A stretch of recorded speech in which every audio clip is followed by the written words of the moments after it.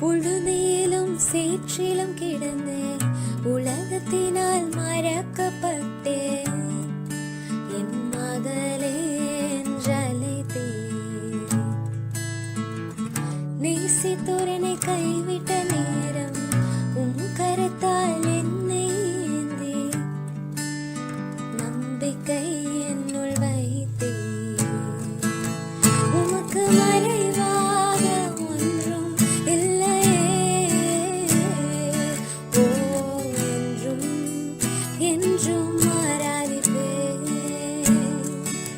உமக்கு மறைவாக ஒன்றும் இல்லையே.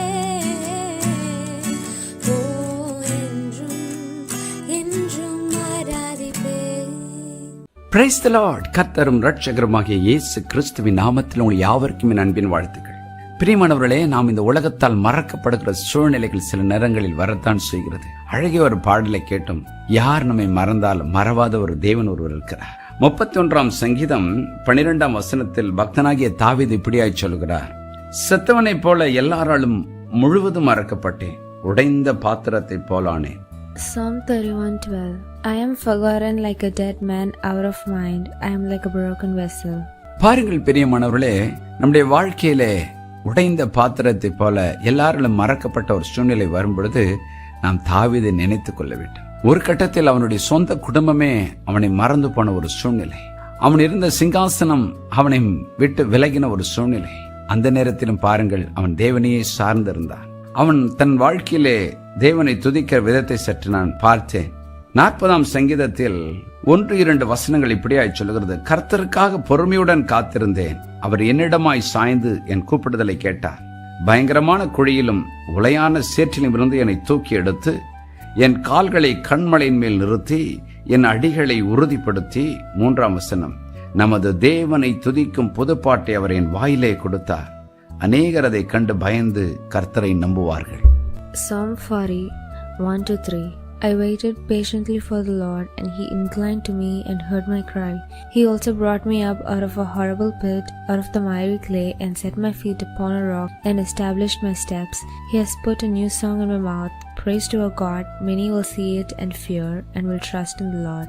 பாருங்கள், அப்படிப்பட்ட சூழ்நிலையிலே தாவீது கடந்து போகும்போது அவன் சொல்லுகிறான், நான் கர்த்தருக்காக பொறுமையுடன் காத்திருந்தேன். என் சூழ்நிலையை தேவனுக்கு வெளிப்படுத்தி விட்டு பொறுமையுடன் காத்திருந்தேன். நான் இருந்த சூழ்நிலை பயங்கரமான குழியை போல, உளையான சேற்றில் சிக்கி கொண்டதை போல இருந்தேன்.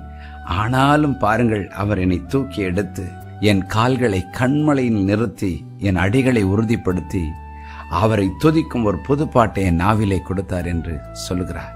அதைவிட மிக முக்கியமான ஒரு வசனம்: அநேகர் அதை கண்டு பயந்து கர்த்தரை நம்புவார்கள். ஆம், நம் வாழ்க்கையில இப்படிப்பட்ட சூழ்நிலையில் கடந்து வருகிறதற்கு என்ன காரணம்? அநேகருக்குள் கர்த்தருக்கு பயப்படுகிற பயம் வரும். அநேகர் கர்த்தரை நம்பும் ஒரு சாட்சியாய் நாம் மாறுவோம். ஆம், இன்றைக்கு கூட நம் குழியிலே தள்ளப்படுகிறதுக்கும் உடைந்த பாத்திரத்தை போல் மாறுவதற்கும் பல காரணங்கள் இருக்கலாம். ஒருவேளை மனிதனுடைய பொறாமைகள் இருக்கலாம், அல்லது நம்முடைய பாவங்கள் கூட இருக்கலாம்.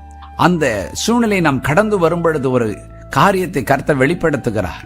அதை சுற்றிலும் இருக்கிற மனிதர்களுக்கு அது ஒரு திருஷ்டாந்தமாய், அது ஒரு சாட்சியாய் மாறுகிறது. ஒவ்வொருவனும் அதை பார்க்கும்போது அவனுக்குள் ஒரு தெய்வ பயம் வருகிறது, தெய்வத்தின் மேல் ஒரு நம்பிக்கை வருகிறது. பாருங்கள், இப்படிப்பட்ட கடினமான சூழ்நிலையிலும் தேவன் இவளை தூக்கி எடுத்தார், என்னையும் எடுப்பார் என்று ஒரு விசுவாச ஆவி வருகிறது. இன்றைக்கு இந்த வார்த்தைகளை கேட்டுக்கொண்டு இருக்கிற தேவஜனமே, நீங்கள் எந்த சூழ்நிலையில் இருந்தாலும் சரி, உங்களை தூக்கி எடுக்கிற ஒரு தேவன் ஒருவர் இருக்கிறார். இந்த பாதையில் நீங்களும் நானும் கடந்து வருவதற்கு காரணம் அநேகருக்கு நாம் சாட்சிகளாய் மாறுவதற்காக. இன்றைக்கு நாம் ஜெபம் பண்ணுவோமா? பரலோக பிதாவை, என்னோடு இணைந்து ஜெபிக்கிற ஒவ்வொருடைய வாழ்க்கையிலும் உளையான சேற்றை போல குழியைப் போல சூழ்நிலைகள் வந்திருந்தாலும் ஆண்டவரே, அதற்கு காரணம் என்ன என்று நாங்கள் யோசிக்கவும், எங்களை உம்முடைய கரத்தில் கொடுக்கவும், அப்பா உம்முடைய இரக்கத்தை தேடவும் எங்களுக்கு கொடுங்க.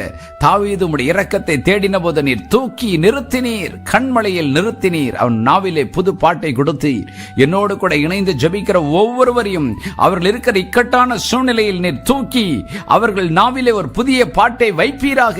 உம்மை ஆராதிக்கும் கிருபைகளை தருவீராக. இயேசுவின் நாமத்தில் பிதாவே, ஆமென்.